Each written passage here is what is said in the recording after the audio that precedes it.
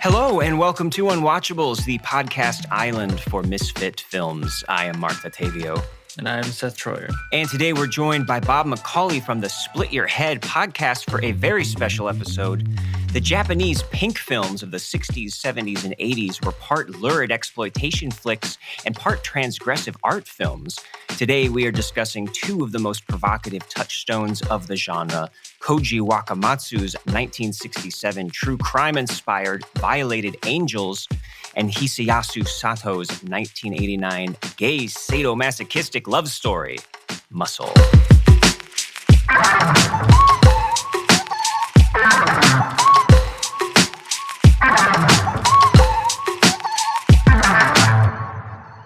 Woo! I think I did pretty good with those names. I think you did. Yeah, you nailed it. I might not have said them correctly, but I said them with confidence, and that's all that matters.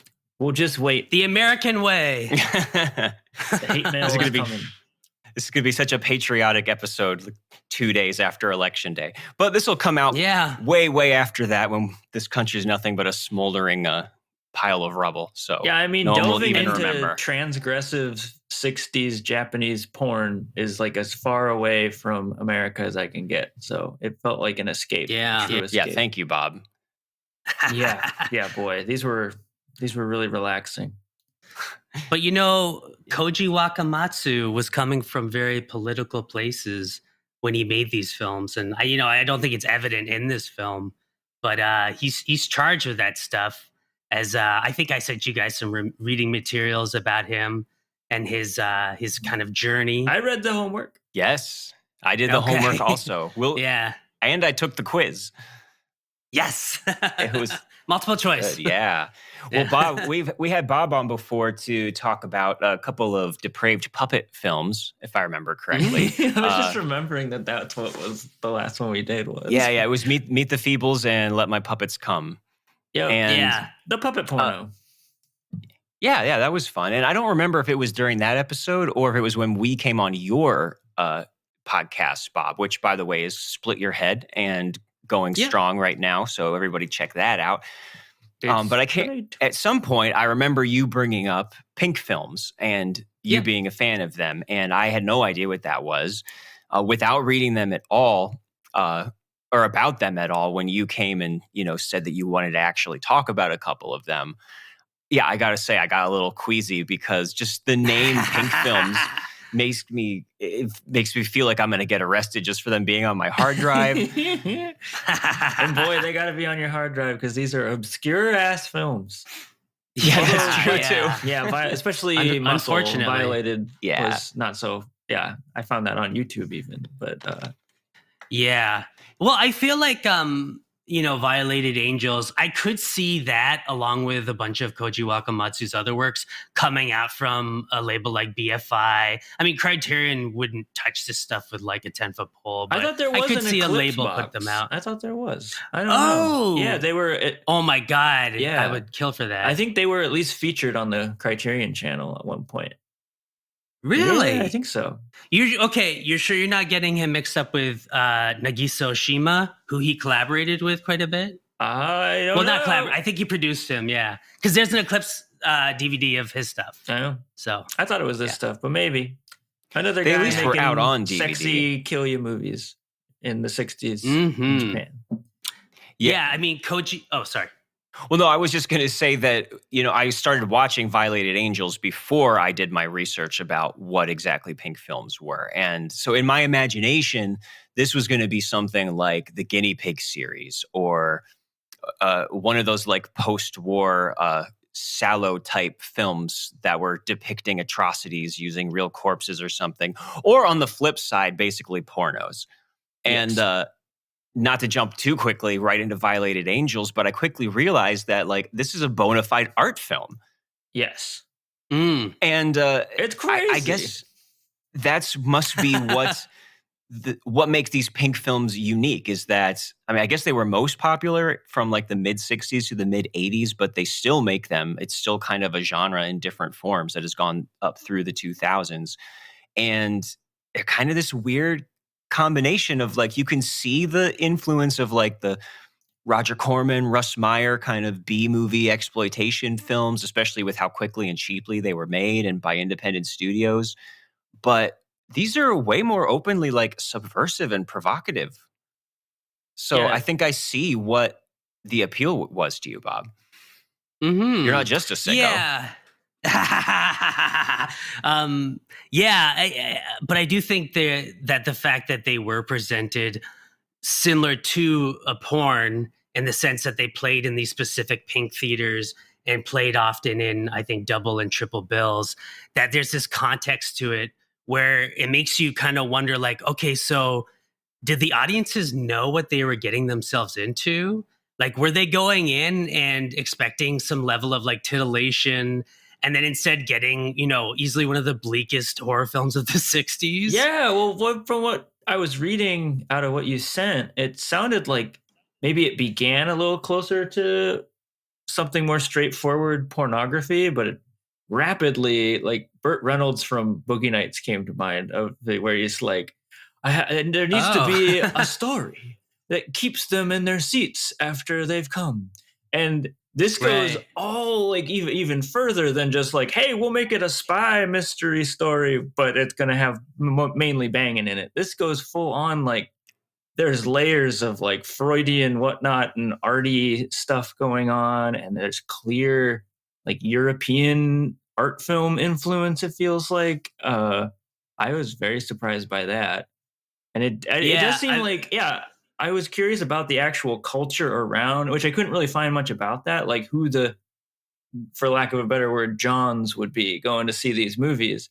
Because they are like, they must have gotten there, and there is a montage early on of naked women, like in a really very hallucinatory way, like walking around with their tits out, and that's kind of like early on in Violated Angels. But very rapidly, if you're jacking it to this, ideally, unless you're a very sick, twisted, arty person, you're going flaccid.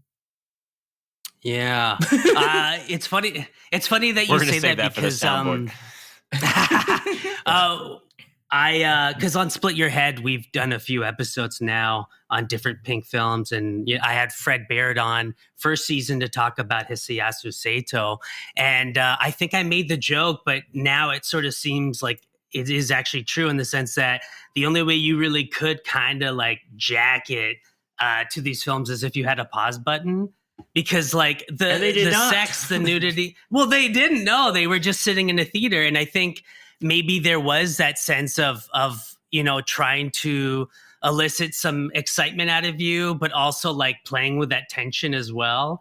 But I mean, with Koji Wakamatsu specifically, from what I understand, like his pink films a lot of times are trying to go for this anti-eroticism. And so I think that he was, the assignment was make a pink film, which has to have like sex and nudity every 5 to 10 minutes. But he was just not interested in having that line up to be like a sexual experience, Yeah, or have story beats that you can just ignore, right? Right, yeah, you are locked in. But the story beats, like that's the whole. The story beats are kind of like the spectacles too. You know what I mean? For sure, and visual. Yeah. Like even when it's not like pornographic imagery or nudity, it's like visually like wild and like it turns into color out of nowhere at certain points. It's like very much a visual movie. That's what makes me think.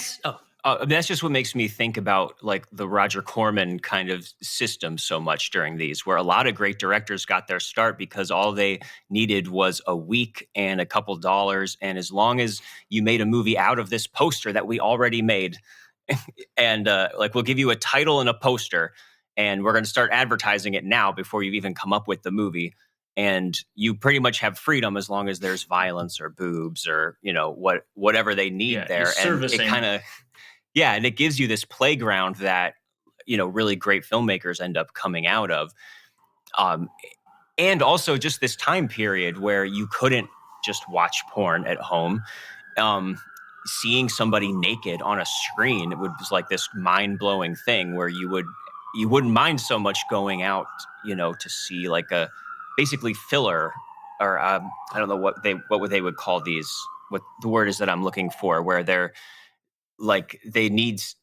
They're padding it. They're padding it with plot, But even just the movies themselves are there. Like, we got to have 3 movies tonight, and everybody is going to, come out, which is why these are all like an hour or a little under an hour, because I guess they would always play them like 2 or 3 together.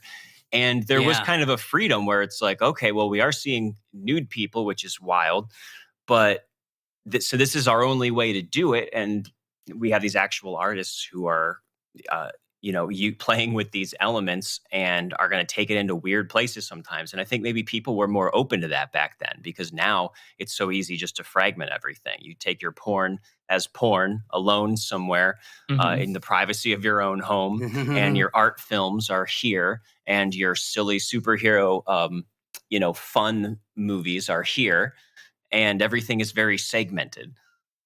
Like, you really couldn't repeat the circumstances that would bring about movies like these. No, I think you're right, because I think when I was reading a little bit, like even something like Summer with Monica, Ingmar Bergman was brought up in like the lineage of these pink films being like, those were, again, like, it's good you brought up, Marc, because it's always important when we go back in history with these things of just like how novel nudity on screen in a big way was. So yeah, like Summer with Monica is like, doesn't even have nudity in it, but there's like cleavage in it, and it's still kind of an arty, unorthodox Swedish film, but it was like very titillating, and like there was certain aspects of those European movies that became like, whoa, they were like awakening for other countries, I think. Just by having a little bit of sensuality in them, and I think that just I think someone like this director must have taken that literally and merged the two. Like, they must be inseparable then, like the art film and the titillation, right? Like, that's the only route to justify it, I guess. Programmers, by the way, was the word I was desperately trying to find there. Oh. But anyways, let's move. Yeah. Bob, is there other context to, pink films and the industry and stuff we haven't covered? Because I feel like you're the expert here. Lay like, it down. What is the important stuff here? The history is fascinating. Well, from what I understand, the pink films were made cheaply to make a lot of money. And I think it was during the 70s when Nakatsu kind of capitalized on that, because Nakatsu was this huge studio that produced a lot of great directors and put out a lot of great work, but was losing a lot of money. So they dove, hard into making pink films with their whole Roman porno line. So I mean, that's all to say that like these films are made to basically make money, and they played in these specific theaters that were like porn theaters. And so anyone could kind of jump into it as long as they followed the assignment per se. And it did attract a lot of like leftist political thinkers like Koji Wakamatsu. And I know that Nagisa Oshima also kind of flirted alongside the whole pink scene. I mean, you've got In the Realm of the Senses, which you guys have covered on your show before, so you both have watched that one, right? Yeah. And I thought of it often during both of these movies, actually. Yeah, which is interesting because In the Realm of the Senses features hardcore, unsimulated sex, whereas pink films were always softcore simulated sex. And from what I understand, Koji Wakamatsu was one of the people that produced in the Realm of the Senses. So there's sort of like this lineage there of like pink films sort of like attracting these like new wave kind of directors and leftist political thinkers and activists. Yeah, I don't know. There's a lot to it. And I think with pink films, there's so much culturally that us in North America don't fully understand. Like the lack of genitals, and we probably, right? Like, that's like a big part of it. And some people say is like a big, like part of the reason why it became more creative, possibly, that like you couldn't just zoom in on genitals going at it. Like, cause that was like there were obscenity laws still in Japan about it. So yeah. Well, you were saying earlier, Seth, about how like it's easy to assume that pink films started out as like these basic like films with like tits and ass and just sex scenes, and then eventually developed into like more art house kind of inclinations. But from what I understand, the first pink film, which the name totally escapes me right now, but from what I've read about it, the plot is something like a dentist having fantasies about like some sort of like squid creature like sexually assaulting a woman or something. So it's like right from the get-go, these films are going hard into the weird, and I think I don't know what that speaks These to. aren't I don't some know basic what kind bitches, they got some creative fantasy lives. Well, I mean, if you think about Japan, like, immediately after World War II and just what a total headfuck that would have been, and all of the repression, I think that was probably a big part of the society and culture at the time, like it was in a lot of different societies. But the violence was inescapable, sort of. Yeah. Yeah, and like now even in that, your fantasy, when things are repressed, when they come out like kind of weird, at least for a while. Right. But I mean, we're also saying that in hindsight from North America. So it's like, do we even know what that looks like? And can we even see like the point A to B to C of that? Do you know what I mean? Like, there's always going to be this level of ambiguity to these pink films that like I don't think I'm fully equipped to dissect. And like I keep reading up about them and watching more and more of them. And maybe that's why they remain so fascinating, is that there's always going to be that distance. I just feel like it's part of me trying to respect their culture and history, to not like say, oh, it's because of this and this and this that it's equaling this. I just feel so reductive. Mm-hmm. Do you know what I mean? Definitely. No, sure. And especially during Violated Angels, I could tell that there were parts, especially towards the end, where I was like, this is just going over my head. Like, there's some political messaging going on here that probably would have made a lot more sense to audiences there at the time. Ooh, I definitely want to touch on they would have picked up on that. But before we get to the ending of it, what's it about?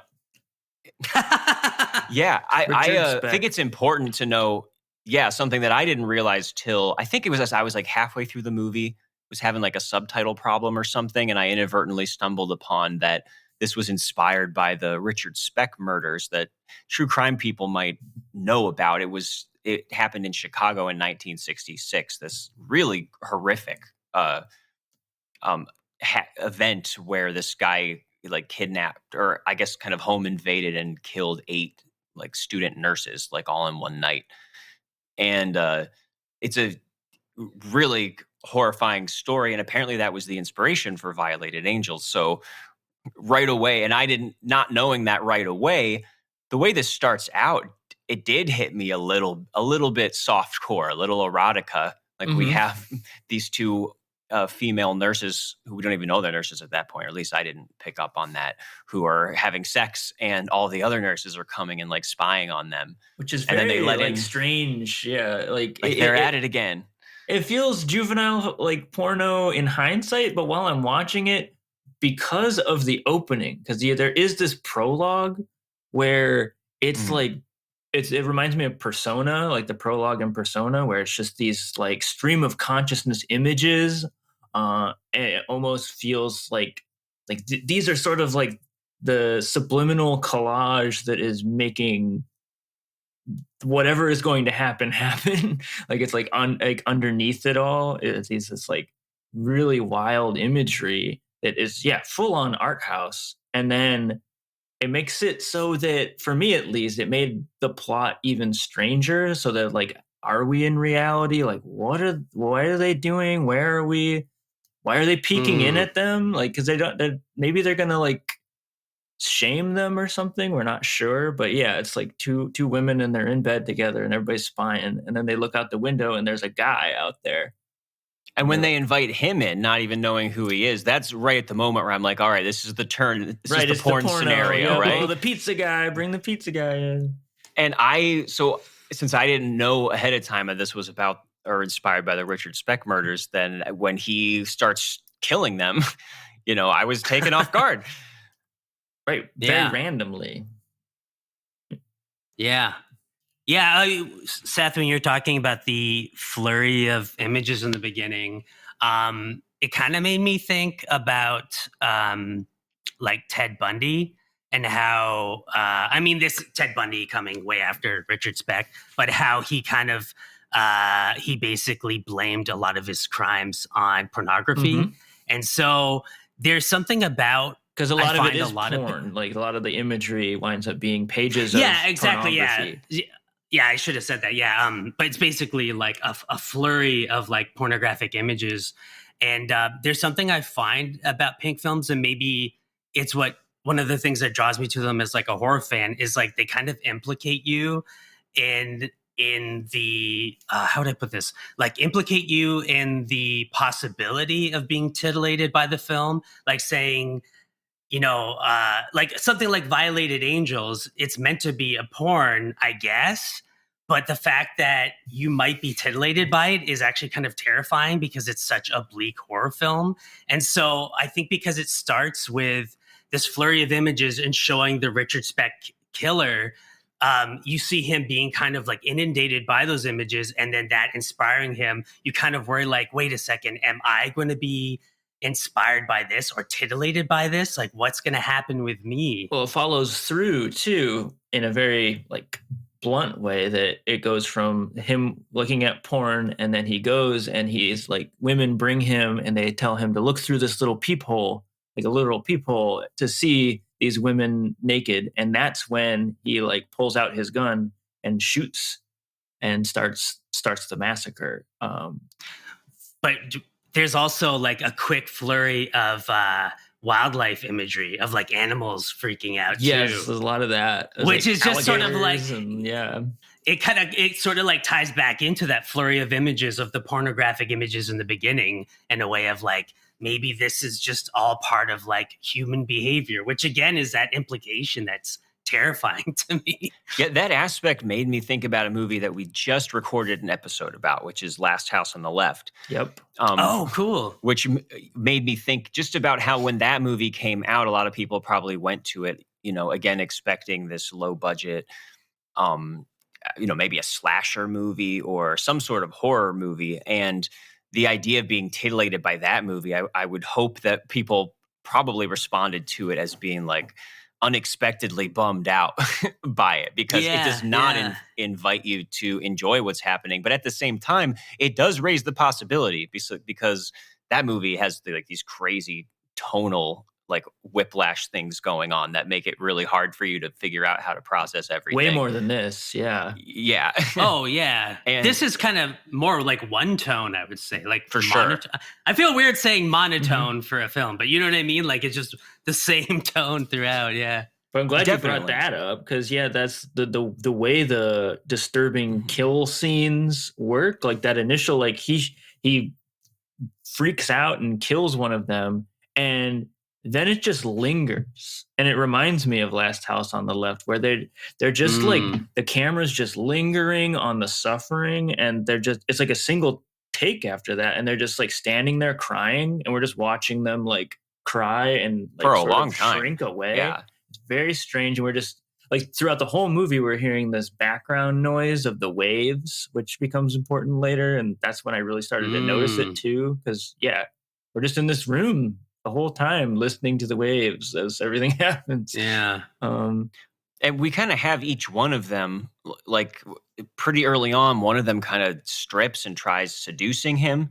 And we have what looks like kind of imagined laughter, like he's visualizing them all laughing at him or mocking him. Right. And a lot of stuff like that. And the women trying to kind of reason with him or prescribe different motivations to him in different ways. So I wonder if it seemed to me like he's trying to draw this line here. Maybe it's related to the like porn at the beginning through how he is unable to like actually perform with these women. And then through to what he kind of does with the ending. It was really, I couldn't quite follow it. It was like seeming like he was suggesting a lot of things. And I do think maybe the whole, only having a handful of days to shoot something like this, like he did throw a lot of stuff in there. I'm not sure it felt fully baked to me, if I'm going to start getting more critical about it outside of that, the visceral style of it, which is what really impressed me. Yeah. Well, okay. I'm assuming you're talking about the ending in a way, which is it does seem very abstract. And one thing to note about the Richard Speck murders that happened was, I believe, one woman survived. She hid under the bed. Right. And so I kind of looked at the ending as sort of his way of, I guess, communicating that point of the story in his own unique way. But what it exactly is saying, I'm not entirely sure. Well, I'd agree with you on that. Yeah, it's hard to really figure out like what this film is trying to say. I think for me, it's just because it's, from 1967 and it was played in a porn theater. The fact that it's saying these things is kind of enough for me. Right. Even that is a cop-out answer, but yeah. Well, just the fact that it's giving you something that's hard to interpret is, very unusual in this context. Well, with the knowledge, again, of the Richard Speck, the actual events of the murders, if you follow it, it does follow it pretty closely. Oh, cool. And except that this guy shoots them, which seemed like a weird choice to me too, right? Like that's kind of, it's almost like the least violent way to do it. Yeah. But I guess it follows it because he would take them one at a time to kill them. And it actually was only the very last one that he sexually assaulted. Right. Which is curious in this context where, I could see it, either interpretation working. Like I didn't think about what you're saying, that there's the last girl is the one that hid because, but I think you could also see it as like some kind of in his mind, like vision is what we're getting here. Cause they have this, like, after all the cruelty and stuff throughout the movie with the other ones, there's like this tender moment. Like it's all been leading up to her, like getting to her. And they have this sort of, and it's hard to tell if it's like a hallucination or if she's just putting him on, but there is this sort of tenderness and like, oh, the whole thing is like saying that he needed to spill the blood so he could cover her with it, or something with invoking through this ritual somehow, I think, which is really wild. But yeah, that's sort of where it leads to, which is unexpectedly like weird tender stuff. And it switches to color, which when you're not expecting that really throws me for a loop. Like that's a very effective, like formal technique, but all of a sudden we have like her running on the beach and him behind her naked, him clothed, like following her behind, and there's a shot of I think him. We finally see the waves after hearing somebody them. with a baby. Baby is like superimposed, so probably something like "We were all babies once," or I don't know.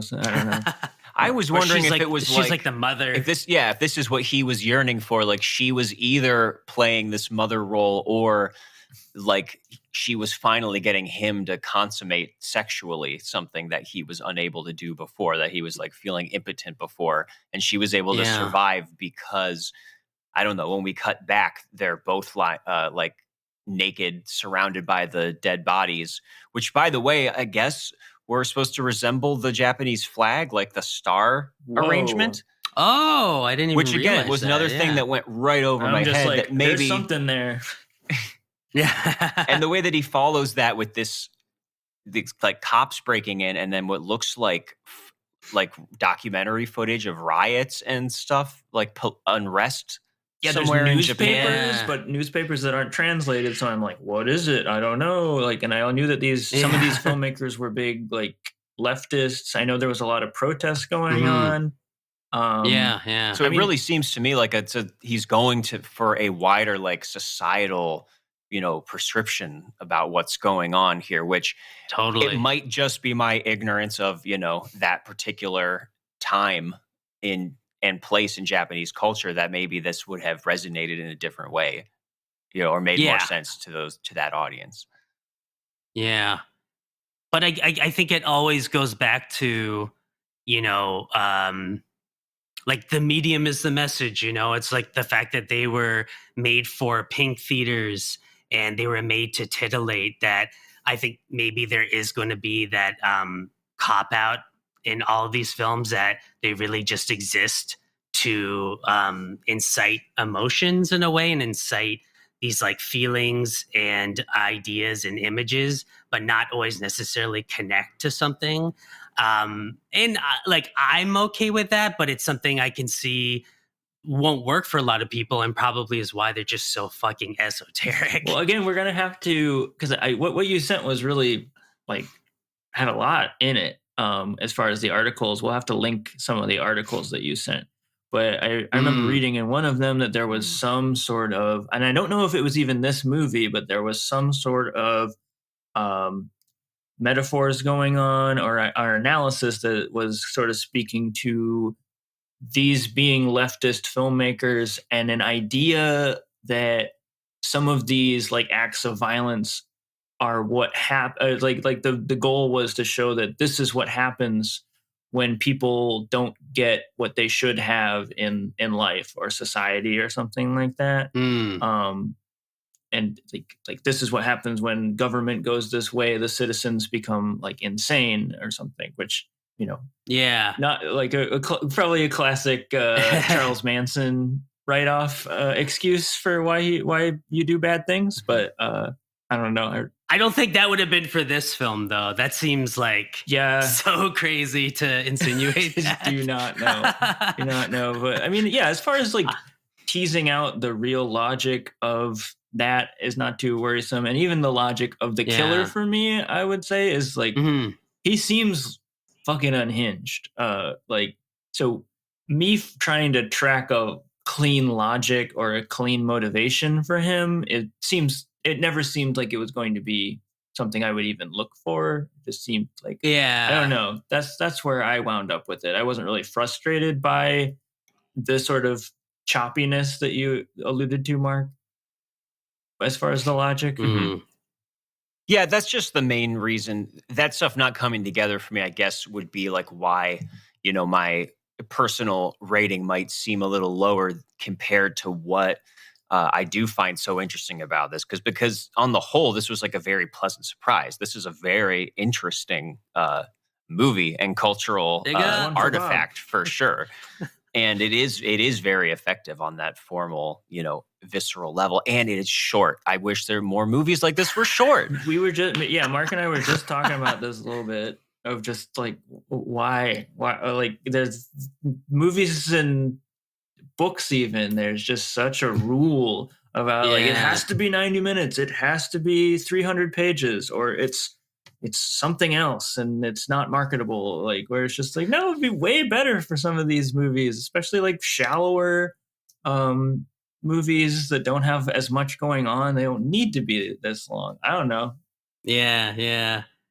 So also, you're saying you want a part two? I found that with like a lot of the movies we've watched here, it's just like angst. That was one of my issues with angst. Was feeling like this would be an awesome pink film length movie, right? We would just be like 58 minutes, and we got like the high octane violence and everything it was probably trying to do.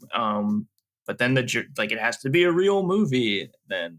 But that's a whole other podcast. Well, I know you guys are split on Crash, like the Cronenberg film, and to me that seems a little bit like what is it, the Next Generation in a way, or at least influenced by pink films. I wonder if maybe Cronenberg has seen any pink films. I thought about Cronenberg. I thought about Tarantino, even like and Lynch. I wrote down Eraserhead like very early on into this, just because of the way again, those wave sounds, the constant like weird noises outside going on and everything, and even the superimposed women laughing at the screen was just so Eraserhead, Inland Empire. So what you're saying about Tarantino, there's like a whole strain of pink films called Pinky Violence, which is sort of a little bit more leaning into like violence, obviously. Like they're more about like women in prison films. I think the most popular or well-known one would be Lady Snowblood, which I think is on the Criterion Channel.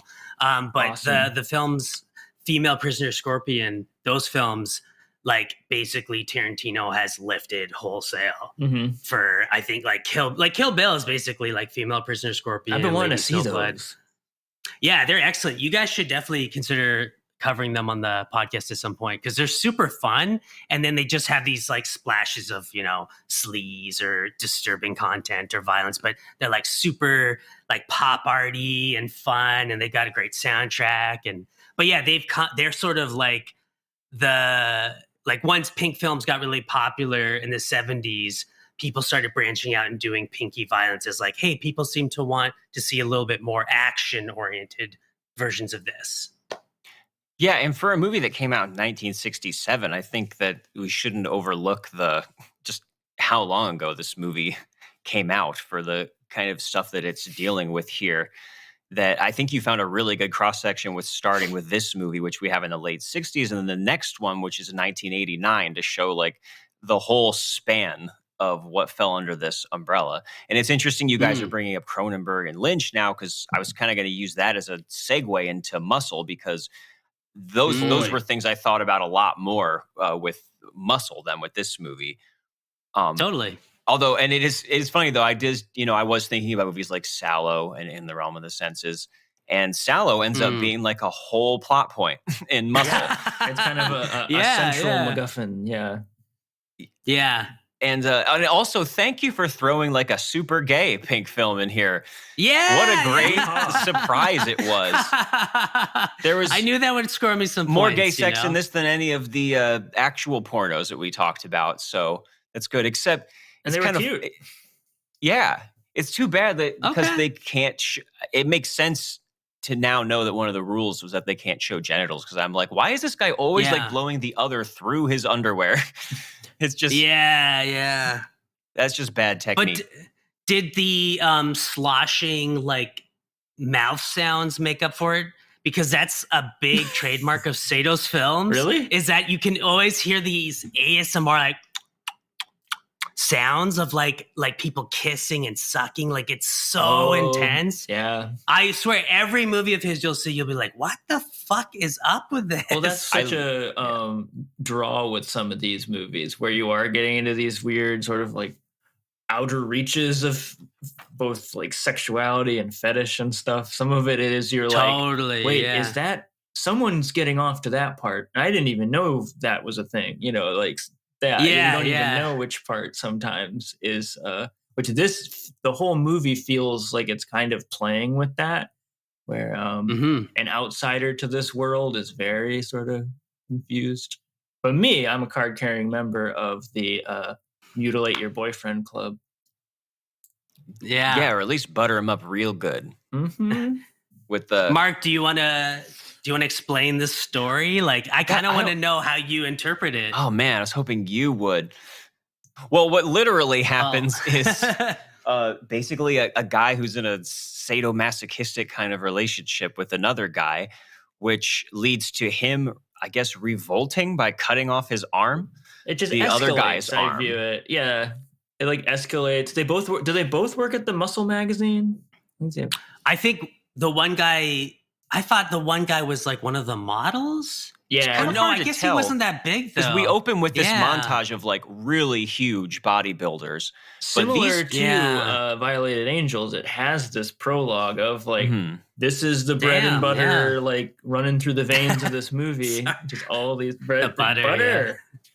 Yeah. Well, they must work for like the twink section or something, because they are not as ripped as these other guys are. Yep.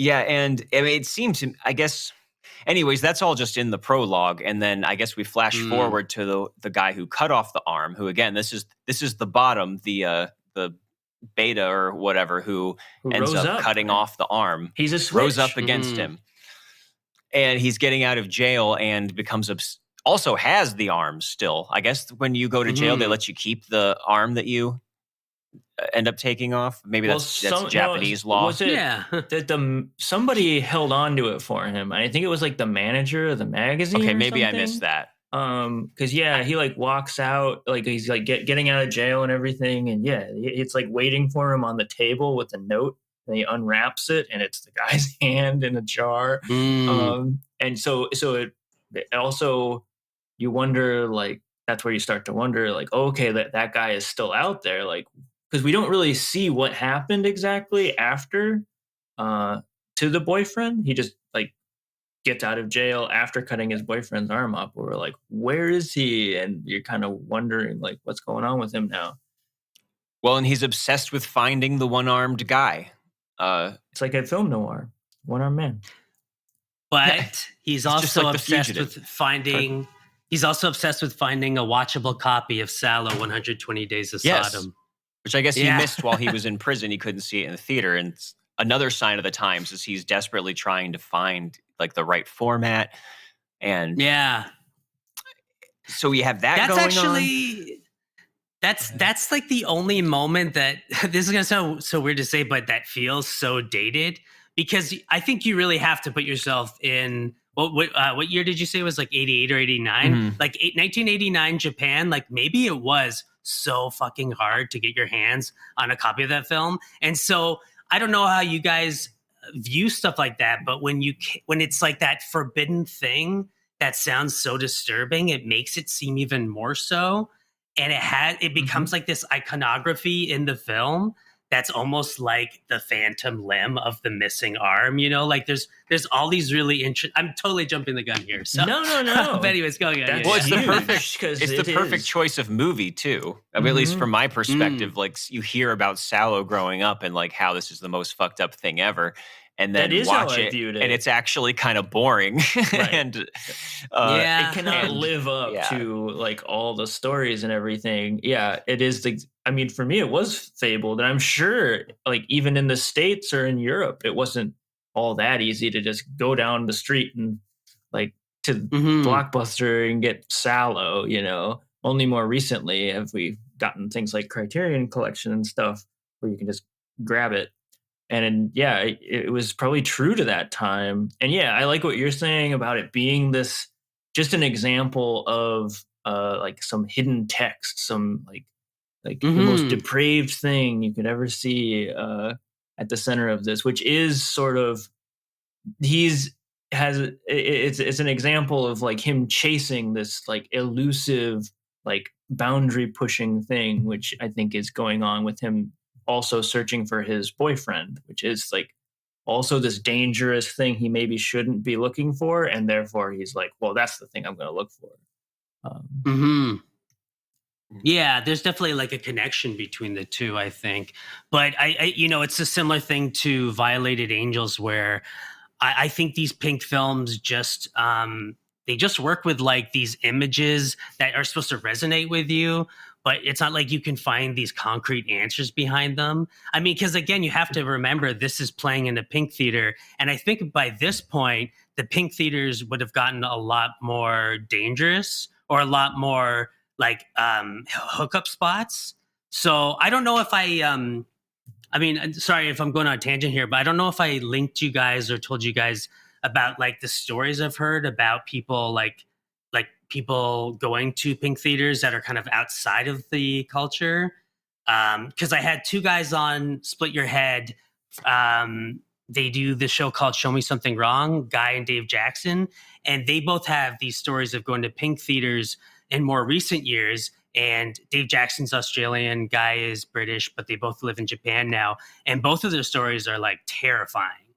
Like Dave Jackson's was basically him and his partner were just like kind of just circled the whole time by like older businessmen that were like clearly trying to hook up with them. And they said that was really invasive and weird. But then you guys should like honestly listen to the episode, because Guy tells his stories and they sound something out of like a Gaspar Noé film. Right. Like they're the rectum. so terrifying. Yeah, you're in the rectum. Yeah. Well, no, it's not that bad, but it's just like he was saying how it looks like you'll look in the shadows and you'll see someone get like pulled in the shadows. That's pretty bad. And you're like, what?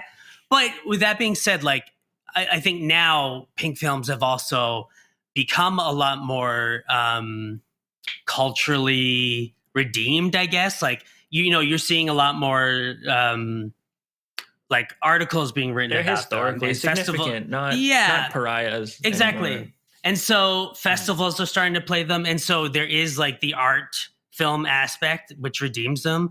But I think that Pink films or Pink theaters can also be a place much like a porno theater where like hookups will happen and they can maybe be dangerous. It's also similar to like the grindhouse theaters.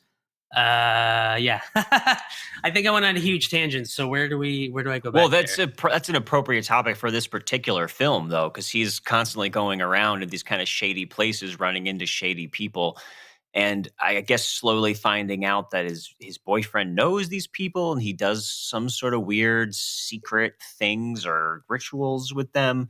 I wasn't totally following the connections between everybody, but it's like a secret society of fetish people. That's how it feels. Like they're like it's like their own little underground world. Like the last scene makes sense of that. Yeah, yeah. But even before that, there's like this couple that he hangs out with that are somehow they know his boyfriend or something, and you think that it's like a really wild scene where they are just sort of talking, and it's very normal back and forth at a table, and then all of a sudden they get in an argument and the guy slaps the woman, and like in the same take she gets on top of him and does this whole like it is like a routine, like a kind of fetish stripper routine where she's like stabbing him with her high heels and like flipping around, and it's you realize it's part of their kink, the like a beat like sort of sub dom thing going on, which I thought was a really cool scene that it just like unfolds like that and you're slowly like whoa wow.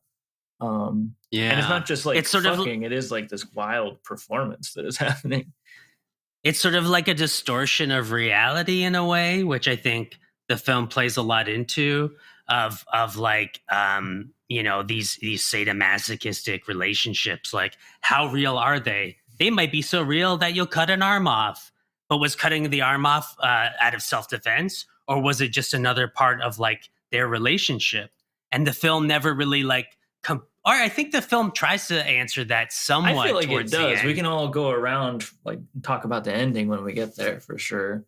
Yeah.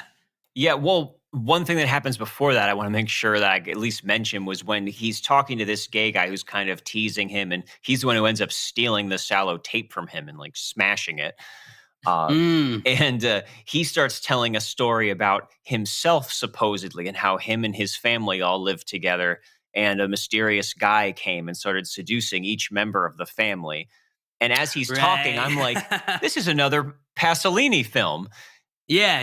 It was actually the only other one that I watched, Teorema, before we did the Sallow episode. And as soon as I realized that was when the character realizes it.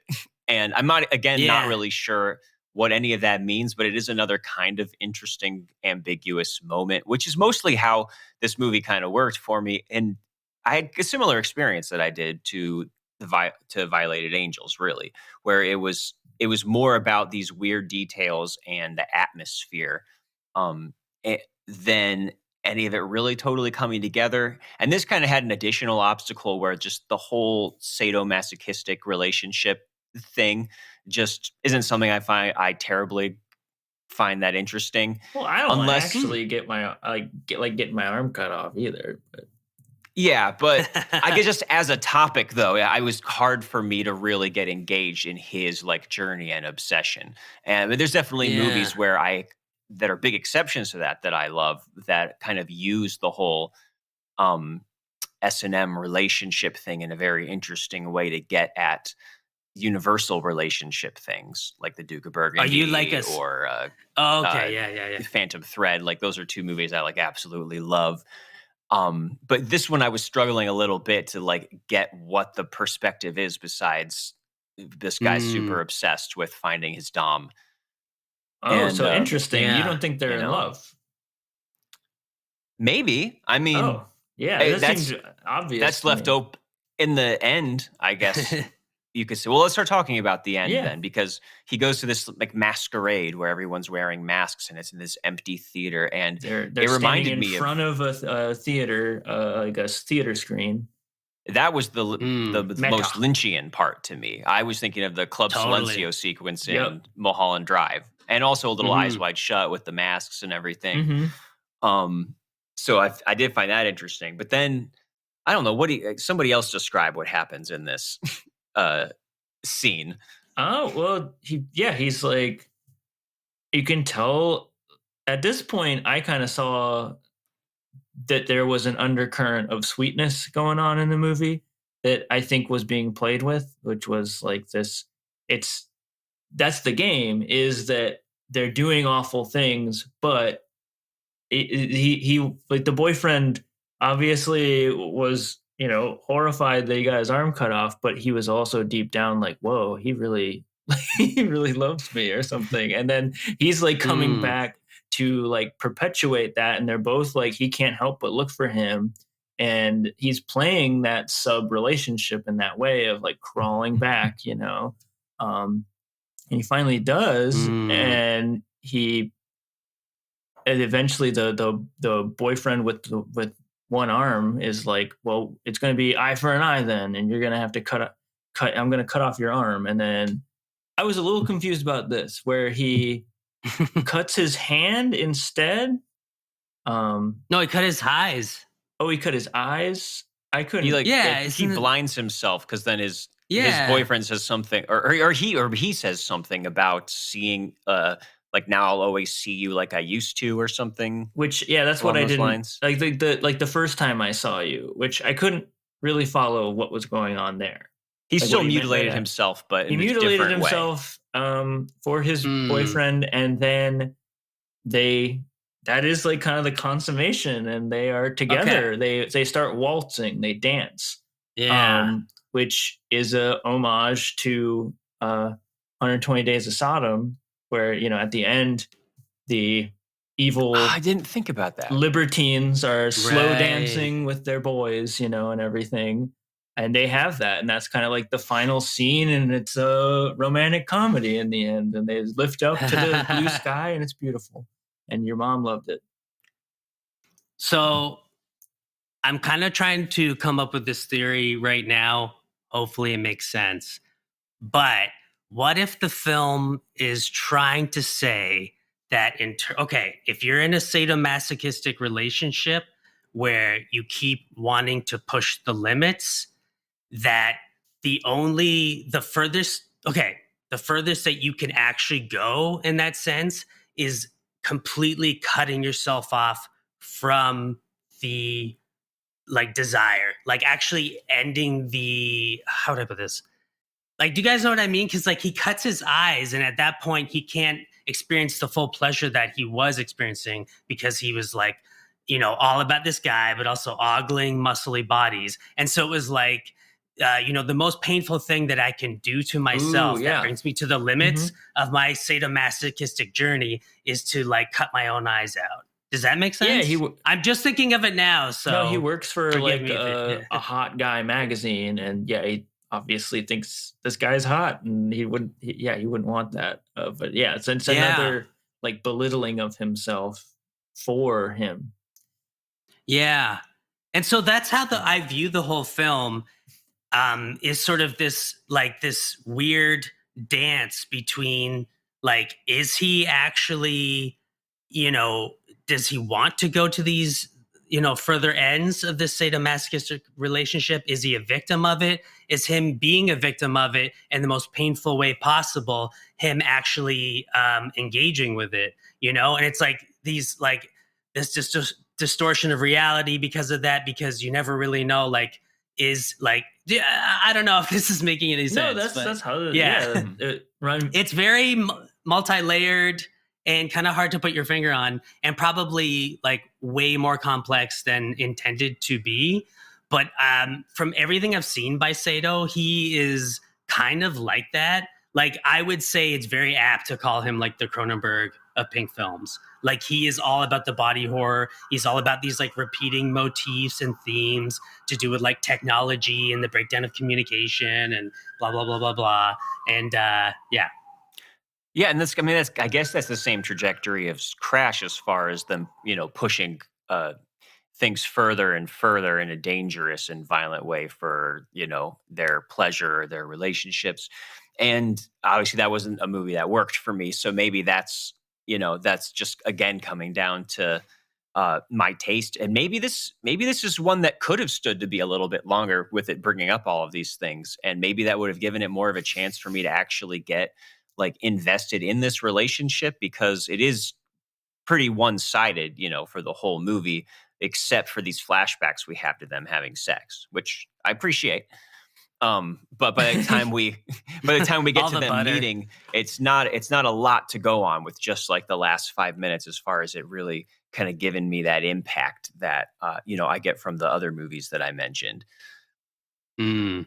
Certainly not, and I But, agree. It does wind up being thinner in that way. That it is more surface level of, like, we're not really allowed into their world. We're just sort of watching them go and wondering, like, how tender or not tender it is. Again, I think that was the push and pull that worked for me.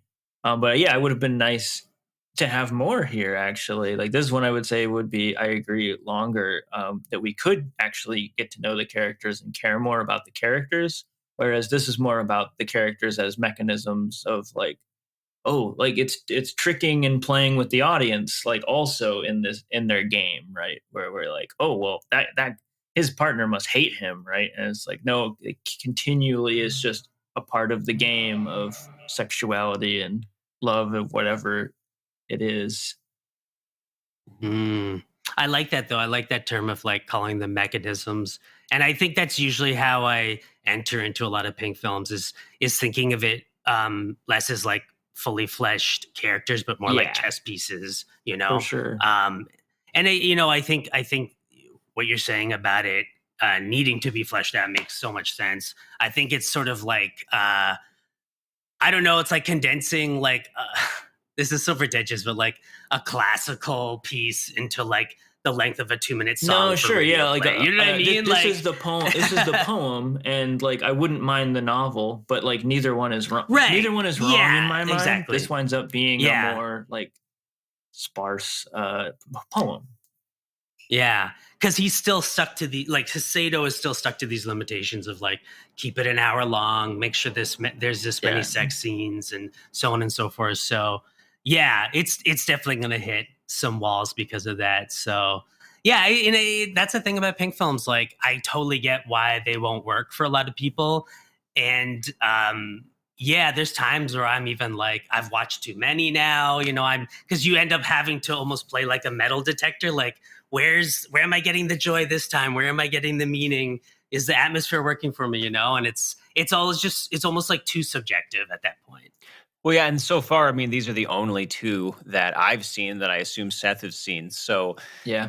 I assume that there is a ton of them out there, and that the nature of the industry and the length and the budgets and the way that they were coming out, that all of these directors probably have a ton of these things, and maybe Oh that is the yeah, best way to go about it, is to keep going. It's Yeah. weird just to pick one or two, to yeah, focus in on, when it's this whole extended universe.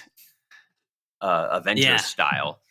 I'd love to see these characters all meet up and have some fun. Ooh. I wonder if there is any crossover. I mean, there's definitely franchises. I don't think there's so much like repeating characters, but like repeating ideas, which come through in the titles. And I haven't seen any of them, but there's like a whole series of like train molester films or something, which are They have great titles like They that. do. oh my Like god, Roman yeah, they're porno hilarious. is a big one that I kept seeing come up. Or is that what it was called? Well, that's the genre Mhm. that Oh, okay. Nakatsu made. So Roman pornos are like Nakatsu's Pink films because, and this is such a technical thing that I don't really give a shit about, but Pink films are supposed to be independently made, so not made by a studio.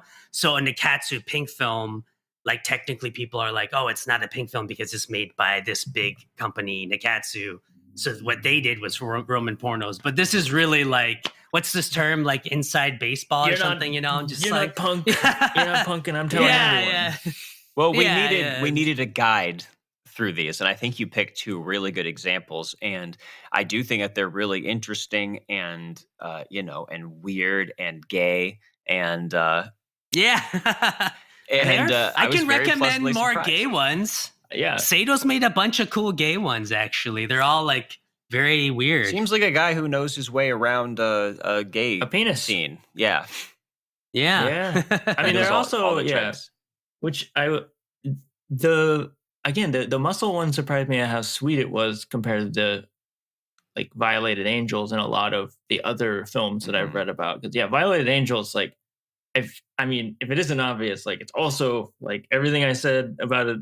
It is really fucked, you know. It's like also really fucked. Yeah, that's the whole thing. Like I'm like praising this filmmaker, but I'm also that's definitely one of those where I'm like, are you all right, bud?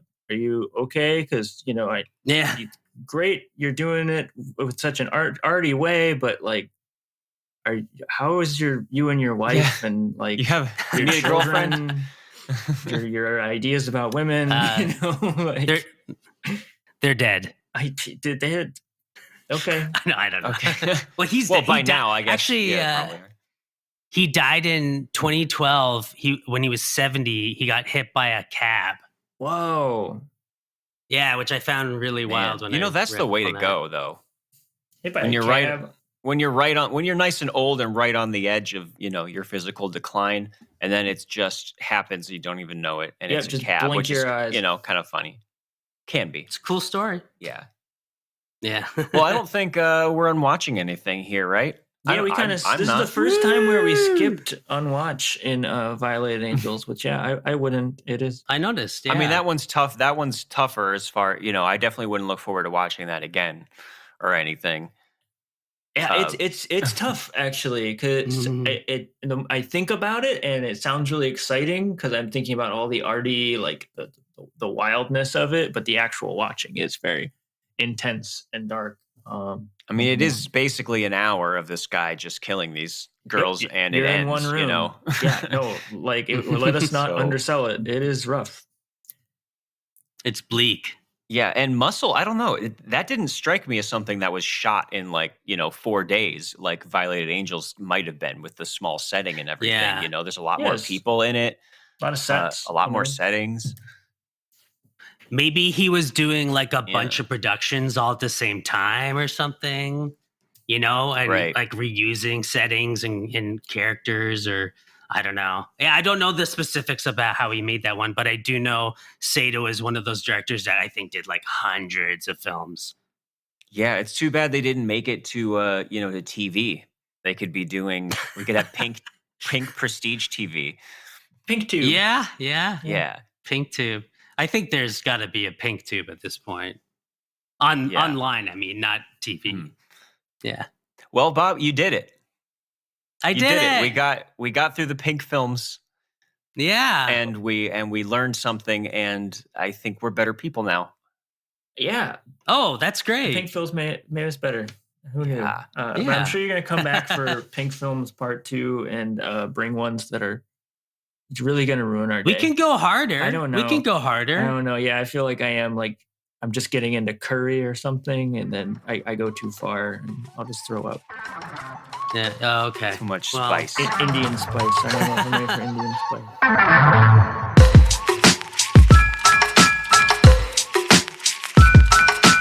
Unwatchables is produced by Tony Scarpitti, hosted by me, Marc Dottavio, and Seth Troyer, with artwork by Micah Kraus.